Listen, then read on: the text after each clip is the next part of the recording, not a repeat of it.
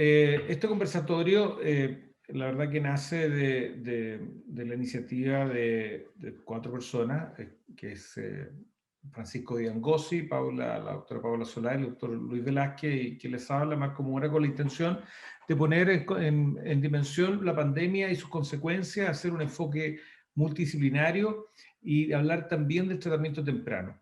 Básicamente, para conversar de esto, ver la evidencia científica que hay al respecto. Hay tres exposiciones de 20 minutos aproximadamente cada una. La primera la voy a dar yo como ontólogo y la primera exposición es ¿por qué la ontología no debió detenerse en pandemia? Evidencia versus prensa. La segunda exposición la va a dar Francisco Diangosi y su ponencia es cómo ha afectado las medidas de la pandemia a la atención oncológica. Él es el director ejecutivo de la Fundación Cáncer Vida. La tercera ponencia la va a dar Paula Solar sobre farmacología en pandemia. Y la cuarta ponencia la hablará del doctor Luis Velázquez, que va a hablar sobre fisiopatología y tratamiento temprano de COVID-19. Para iniciar ya esta presentación, la primera ponencia que voy a contarles es una ponencia charla que ya hemos dado en otras oportunidades, y por qué la ontología no debió detenerse en pandemia y la consecuencia de evidencia versus prensa. Bueno, nosotros somos una clínica odontológica de especialidades de alta complejidad. Tratamos implantes dentales, ortodoncia, rehabilitaciones. Hay una base de pacientes activos muy grande, cerca de 90.000 pacientes activos permanentemente. Somos tres sucursales, las cuales están en Apoquindo, Chicureo y Maipú. Esto es relevante, ya que aquí trabajan más de 65 profesionales y en total unas 200 personas.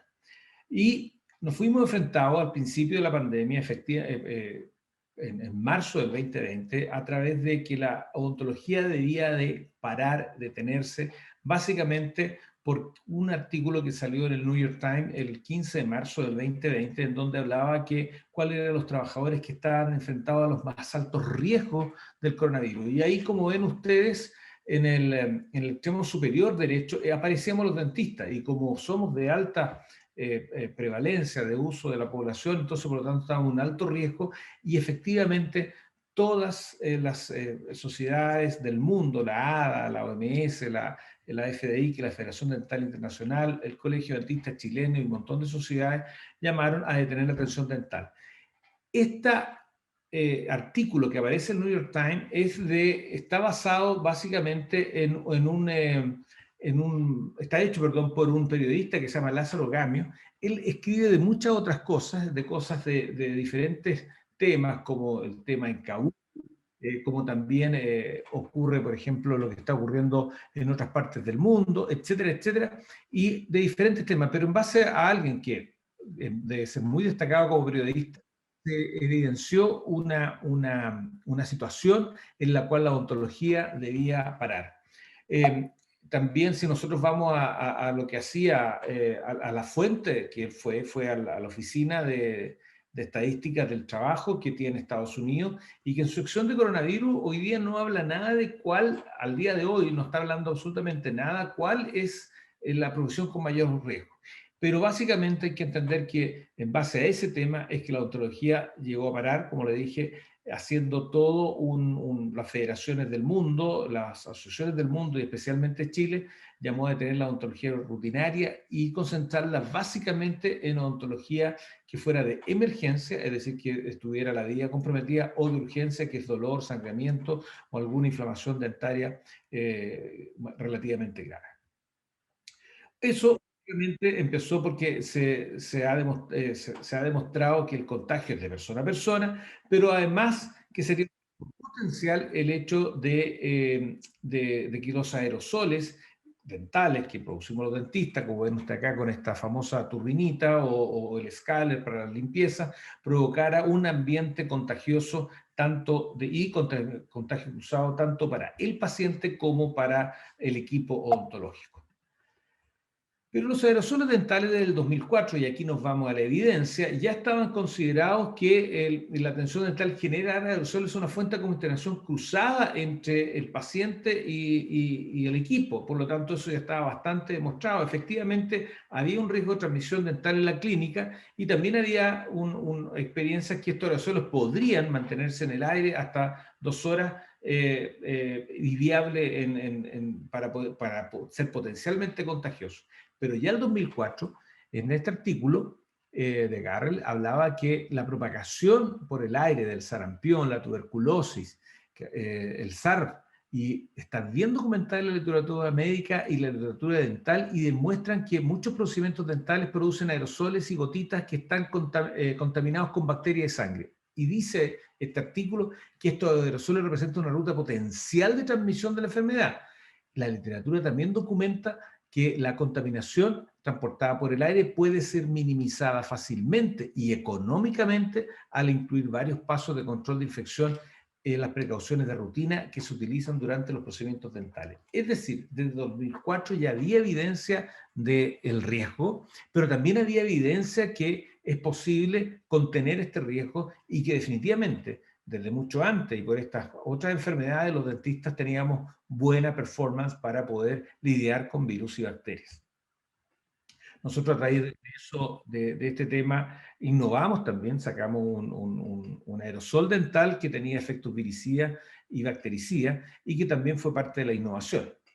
Pero yéndonos a las bases biológicas que muchas veces en pandemia y quizás por el miedo y el temor se nos olvida, hay que recordar, y solo a modo de recordar, de qué depende enfermarse de una patología infectocontagiosa. Primero, un virus o bacteria va a depender de su virulencia, es decir, del grado o la capacidad que tenga de penetrar al organismo, ¿cierto? Va a depender de la dosis, es decir, no solamente decir una bacteria o un virus, sino que una mínima cantidad de bacterias o virus, es decir, cantidad de microorganismos, va a depender de la patogenicidad, es decir, la capacidad que tenga para enfermar al huésped. Nosotros tenemos un montón de bacterias en la boca que son buenas bacterias, o sea, prófitas en el sentido de que no son parte de la flora bacteriana normal, como está la intestinal y en todas otras partes del cuerpo. Pero fundamentalmente también de lo que depende enfermarse es del sistema inmune o el sistema de defensas que tenga el paciente. Por lo tanto, reforzar un buen sistema inmune de manera natural, con una serie de cosas, con vitaminas, con deporte, con buena respiración, con buena alimentación, es relevante. Por lo tanto, una infección versus una enfermedad va a depender básicamente que la infección es la invasión o colonización del microorganismo, pero esto va a llevar a enfermarse o a no enfermarse, pudiendo ser una cosa, y si lleva a enfermarse, va a llevar eso a la recuperación, que es en la gran, inmensa mayoría de los casos de coronavirus, y a la muerte, lo que implicaría la tasa de letalidad. De este aspecto, ¿cómo nos afecta el coronavirus? El coronavirus nos afecta de manera física, mental y social, tal como lo relata la OMS, que es el bienestar físico, social y no solo la ausencia de enfermedad. Pero también nos destaca en lo mental, también nos destaca en lo valórico y también en lo político y en lo económico, porque la enfermedad y las medidas tomadas afectaron profundamente todas esas áreas de la economía. Pero también el tema de lo valórico, me recuerdo muchas frases que se decían, hoy lo importante es salvar vidas, la economía puede esperar. Y eso, que es una frase muy valórica, finalmente no estaba basada en la evidencia, porque todos sabemos a través de la curva de Preston que una economía baja también aumenta la tasa de mortalidad y aumenta las expectativas de vida de las personas. Por tanto, lo primero que nos pusimos en duda es que si el experto que estaba llamando esto, es decir, la OMS principalmente, la ADA y un montón de otros organismos, pero principalmente ligado por la ADA, en donde, como se define, perdón, de la OMS, como define la OMS la salud, la define como el bienestar físico, psíquico y social, y no solo ausencia de enfermedad. Por lo tanto, hay que ver si el experto se puede equivocar o no, y el experto sí se puede equivocar. La OMS, de hecho, se ha equivocado. Para la gripe aviar anunció a través de uno de sus voceros, el británico David Navarro, hablaba que iban a haber 150 millones de muertes. Finalmente, la propia OMS salió a corregir. Estos son documentos print pantalla de documentos de la OMS, salió a corregirse y a decir que solo podrían morir entre 2 y 7,4 millones de personas para la gripe aviar. Finalmente, murieron 150.000 personas para gripe aviar. Pero a la vez, la misma OMS sale en ese documento que no se puede aventurar cuántas personas podrían morir en una pandemia. Entonces, si dice que no se puede aventurar, la pregunta que hay que hacerse es por qué sale a decir una cifra que es tan alarmante. Y esto es una de las diapositivas más importantes de la OMS que desde el 2005. Ya en el 2005, Margaret Chan, que era una de las directora de pandemia para la OMS, que después, a posteriori, el 2007, ya fue directora general de la OMS, dice que es probable que las pandemias se extiendan por todo el mundo con mucha rapidez, dice, a diferencia del síndrome respiratorio agudo SARS, o sea, ya estaba hablando del SARS, para cuya propagación es preciso un contagio estrecho. La gripe clásica se transmite por el aire y se propaga con gran facilidad. Como las personas padecen de gripe, suelen ser contagiosas antes de manifestar síntomas y es posible que las recomendaciones de viaje y cierre de fronteras sean absolutamente inútiles. Ya lo hablaba para la gripe normal.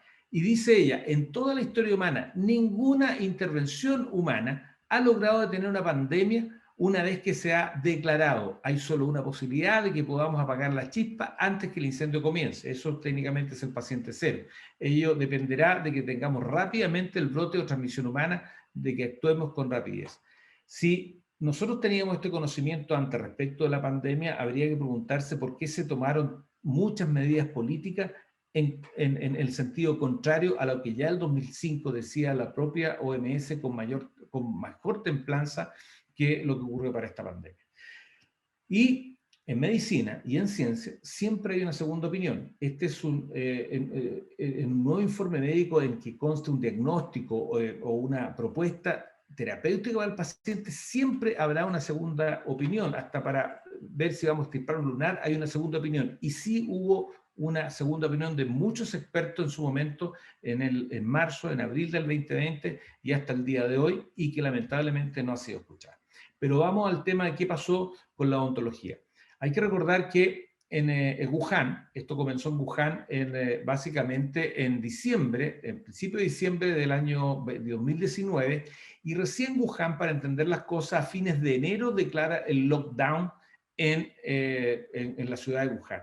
Por lo tanto, estuvo prácticamente 2 meses con pandemia y sin medida restrictiva antes del lockdown. Pero la pregunta es, ¿podíamos leer la evidencia en marzo y abril del 2020 y no solo leer la prensa? Y vamos para ello. Ya en febrero, el 26 de febrero del 2020, ya había un artículo en que hablaba sobre la posible transmisión del COVID por el aerosol dental y las precauciones en el dentista. Y este artículo decía, en su parte principal, que por la naturaleza de los dentistas, dando riesgo de exposiciones infecciosas, que ya lo sabíamos en el 2004, por cierto, había traído un nuevo desafío y nueva responsabilidad de los profesionales de la odontología. Una mejor comprensión de la transmisión de aerosoles y su implicancia en odontología puede ayudar a identificar y a rectificar algunas negligencias de la práctica odontológica diaria, que de hecho ocurren, y además tomar precauciones estándares y la implementación de precauciones especiales. Esto podría ayudar a controlar la transmisión del COVID-19, sino que también servirá para controlar otras transmisiones de otras enfermedades respiratorias. Nuevamente, en otro artículo publicado el 15 de febrero del 2020, siempre desde Wuhan, hablaba que qué pasaba con la odontología en China en febrero, es decir, cuando ya se declaró el lockdown, se hablaba que el 38% menos de pacientes visitaron la urgencia dental al comienzo de la epidemia respecto que antes de la epidemia, es decir, que no eran tan urgencias como podían ser. Pero este es uno de los artículos que más nos dio sentido y fue publicado el 12 de marzo del 2020, en donde se estudia en la escuela, en el Hospital Estomatológico de Wuhan, la Universidad y Hospital Estomatológico de Wuhan, y aquí tenemos en esta gráfica cómo están la cantidad de número de pacientes atendidos en el hospital diariamente o semanalmente, cómo se establecía la curva del contagio, cuándo aplicaron el lockdown, y podemos deducir de ese artículo, que es muy interesante, cómo los desafíos emergentes y futuros que tiene la salud dental y la medicina oral. En ese momento, en este artículo, aparecía que durante esos 2 meses, es decir, todo diciembre y prácticamente todo enero, se habían atendido 74.000 pacientes por mes en un staff de 1.000 98 profesores y técnicos y más 828 estudiantes. En esas atenciones rutinarias, o sea, cerca de 150.000 atenciones rutinarias que se dieron en pandemia, pero sin lockdown, finalmente se encontraron que solo 9 profesionales de la salud, entre ellos 3 enfermeras, 2 miembros del personal administrativo y un estudiante de posgrado, se enfermaron de COVID-19, de los cuales solo 3, de esos, 3 se confirmaron que no se contagiaron en el lugar de trabajo, y de los 6 no se puede asegurar que se contagiaron en el lugar de trabajo. O sea, ya con medidas estándares y con medidas rutinarias, la odontología podía ser segura. Post-lockdown, en la ciudad de Wuhan se estableció que reforzando las medidas, o sea, evitando esta negligencia, 169 miembros del equipo se quedaron atendiendo a cerca de 700 pacientes y hubo 0 contagio. Es decir, ya en 12 de marzo del 2020 podíamos decir que la odontología no era spread de contagio. El riesgo para los profesionales de la salud, evidentemente, de los profesionales de la salud dental, era un tema muy relevante para todos los profesionales, pero se demostró que estudiando estos profesionales, o sea, realizando una atención de tiempo completo, usando mascarilla N95 y una protección estándar, la posibilidad de muerte de profesionales de la salud por COVID-19 era 7.7 por cada 100.000. Veamos si esto es alto o no. 7.7 por cada 100.000 se ubica, como en los casos del año 89, como si fuera un administrador público, que es 5.3 por cada 100.000, o una persona que trabaja, por ejemplo, haciendo trabajo en la feria, en pescado, y mucho menos que uno que trabaja en transporte, la construcción y en minería. Por lo tanto, también en una comunicación del 7 de abril, y donde estaba quedando una crisis sanitaria tremenda, que fue en Italia, la Federación Nacional de Médicos y Dentistas italiana, a mediados de abril, informaba el fallecimiento de 86 médicos versus 8 dentistas. Y uno de los mensajes que le dimos a los colegas, en base a la evidencia, es que no era el momento de tener miedo, y sí teníamos la responsabilidad de atender a nuestros pacientes. Y como reflexión, el miedo está en el pasado, en el futuro, perdón, el rencor está en el pasado y solo tenemos que vivir el presente. Y un poco al invocar el miedo a la muerte, el miedo a la autoestima, el miedo al futuro, el miedo a no tener, es como se invocan estos miedos. Lo que nos dimos dando cuenta es que el profesar una evidencia científica en contra de la opinión de rebaño, en contra de la opinión de una dictadura de la opinión oficial, y no tener análisis crítico, era muy complejo. Y ahí llamamos así a tener un análisis crítico, llamamos a actuar desde la evidencia científica, no desde la prensa, llamamos también al sentido común, a la hermenéutica y por sobre todo a los propósitos y los valores de nuestra profesión, que en principio nos debemos a los pacientes y nos debemos a su atención rutinaria. Bueno, ya en agosto, afortunadamente, la European Federation of Periodontology llamó a volver al sentido común. Es decir, que a evitar la visita rutinaria del dentista podía ser una seria afección para la salud general, ya que sabemos que la periodontitis es factor de riesgo de infarto cardíaco, de accidente vasculoencefálico, de baja de peso al nacer, de parto prematuro precoz y de otros sinfín de enfermedades, y como lo vamos a ver más adelante, también de prevenir la muerte por COVID-19. Afortunadamente, The Lancet, ya en agosto, todo volviendo al sentido común, se demostró que los procedimientos con generación de aerosoles no se demostró que los procedimientos con generación de aerosoles sean potencialmente infecciosos. Y hay que recordar que la boca tiene 4 funciones: estética, fonética, deglutoria y masticatoria. Minimizar la salud oral hoy día es un riesgo de la salud general. Un paciente con urgencia estética, podemos analizarlo si urgencia estética, como la discusión que tuve con un expresidente del Colegio Nacional de Dentistas, que una urgencia estética no era urgencia. Pues bien, esa urgencia estética, cuando se cae un puente, como lo ven acá, los típicos puentes, puede terminar bloqueando la tráquea de un paciente y por lo tanto aspirarlo. Mejor sería aún tragarlo, pero aspirarlo sería una emergencia. Ninguna de las dos es deseable, pero sí aspirarlo es efectivamente un grave problema. Y sí nos llegaron pacientes de este tipo en que hubo que tratarlo, ponerle implantes, devolverle su función estética, fonética, deglutoria y masticatoria, y por sobre todo evitar que tengan una emergencia dental de esa gravedad.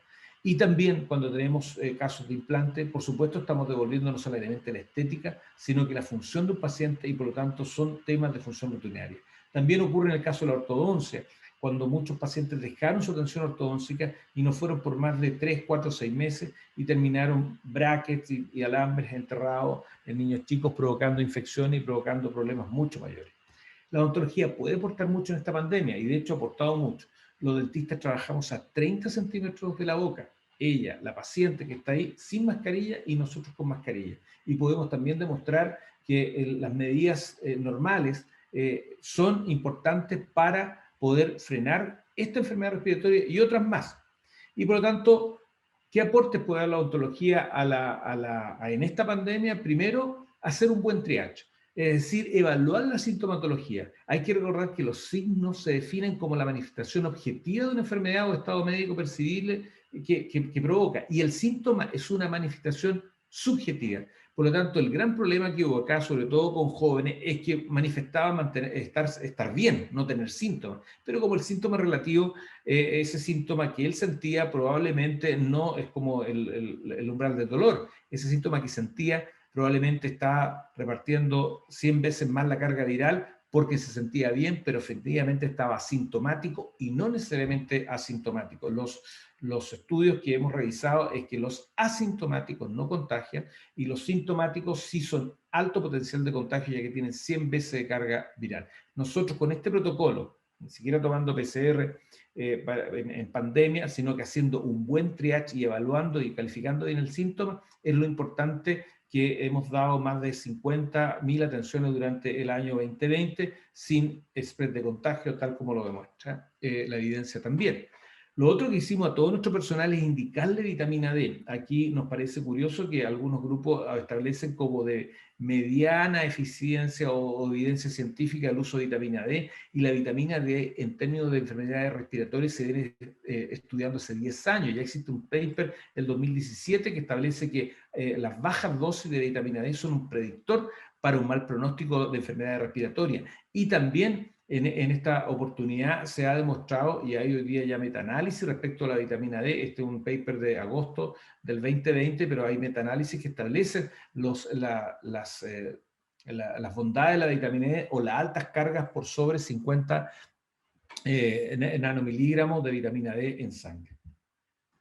La otra aporte que tiene la odontología, el tercer aporte, es que los enjuagatorios bucales que tienen evidencia de SARS-CoV-2, como el caso este que tuvimos que innovar nosotros, producto que también recibimos críticas por estar trabajando en este tema, y que a través de un estudio del Departamento de Virología de la Escuela de Medicina de la Católica demostró que podía reducir el 99,99% del SARS-CoV-2 en 10 segundos, el mantener enjuagatorios permanentes a los pacientes y a las personas disminuye la carga viral de este virus y otros virus más, y es el aporte que nosotros hacemos porque cada paciente que va a ser atendido en odontología debe hacerse un enjuagatorio bucal con este enjuagatorio.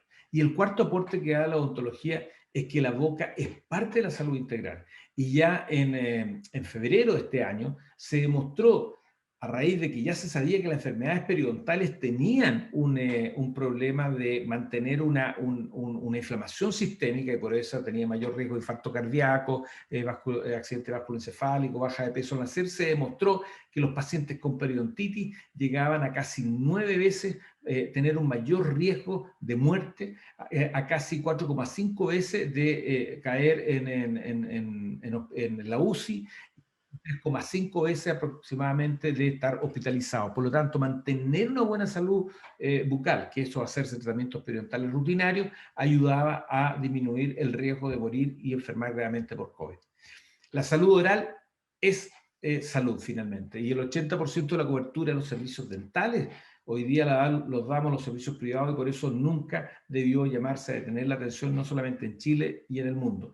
El aprendizaje es que no se debió llamar a detener la atención, ni no solo lo digo en salud ontológica, sino que también en el control del paciente hipertenso, en el control del paciente oncológico, en el control del paciente que tiene algún problema, por ejemplo, en el colon y que no se ha hecho la endoscopía rutinaria, etcétera, etcétera, etcétera. Y la pregunta que nos cabe hacer es que cuántas otras medidas se están tomando o se han tomado basados en la prensa, basados en el miedo y no basados en la evidencia y sin discusión y análisis crítico. Gracias.